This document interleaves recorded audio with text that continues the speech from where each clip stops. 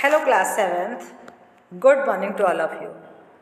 ये आपका संस्कृत से चैप्टर नंबर 2 वीरांगना विश्पला है।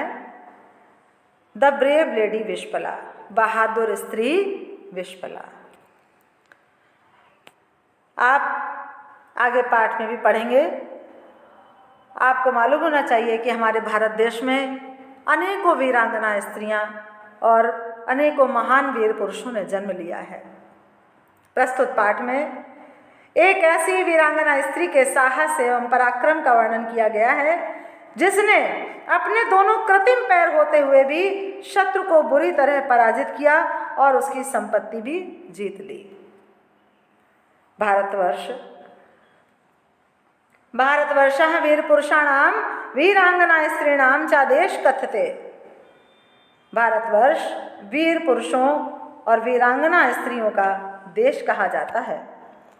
अस्मिन् देशे अनेके वीर पुरुषः वीरांगना च भवन्। यह हमारे देश में अनेकों वीर पुरुष और अनेकों वीरांगना स्त्रियां हुई हैं। तेषु, उनमें से, वीरांगनासु, उन वीरांगनाओं में से महारानी विश्पला अन्यतमा आसीत्, भी उनसे कहीं अन्यतम थी। क्यों? अब आगे देखते हैं कि वैदिक युगे कश्चित् खेल इति नामना राजा प्रसिद्धा राजा आसीत्। वैदिक युग में कोई खेल नाम के राजा प्रसिद्ध थे। सा क्रीड़ायाम अतीव कुशला विशेषज्ञ आसीत्। वे खेलों के, क्रीड़ा माने खेल, वे खेलों के अत्यंत कुशल और विशेषज्ञ थे। अतएव तस्य नाम खेला इति आसीत्, इसलिए उनका नाम खेल था। यस्य पत्नी अतीव युद्ध निपुणा वीरांगना आसीत्, उनकी पत्नी अत्यंत युद्ध में निपुण और वीरांगना थी। यस्या नाम विश्पला इति आसीत्, इसका नाम विश्पला था। अब इन्हें वीरांगना क्यों कहा गया? तो देखिए, एकस्मिन् युद्धे सा युद्धम कुर्वन्ती शत्रुभिः परिवेष्टिता जाता। एक बार युद्ध में युद्ध करते हुए वे शत्रुओं के द्वारा घेर ली गई। तस्या, उनके दो अपि पादौ खिन्नो, उनके दोनों पैर खिन्न माने काट दिए गए। सा विकलांगी अभवत, अब वे विकलांगी हो गई थी, विकलांग हो गई थी। परंतु वीरांगना विश्पला हतोत्साह न जाता, उसके बाद भी वीरांगना विश्पला हतोत्साहित नहीं हुई, और मतलब उनका उत्साह कम नहीं हुआ। तस्या साहसं वीरताम् उत्साहं च दृष्ट्वा खेलजस्य मार्ग निर्देशका अगस्त तस्यामेव रात्रौ देव चिकित्सो अश्विनी कुमारो आहूतवान्।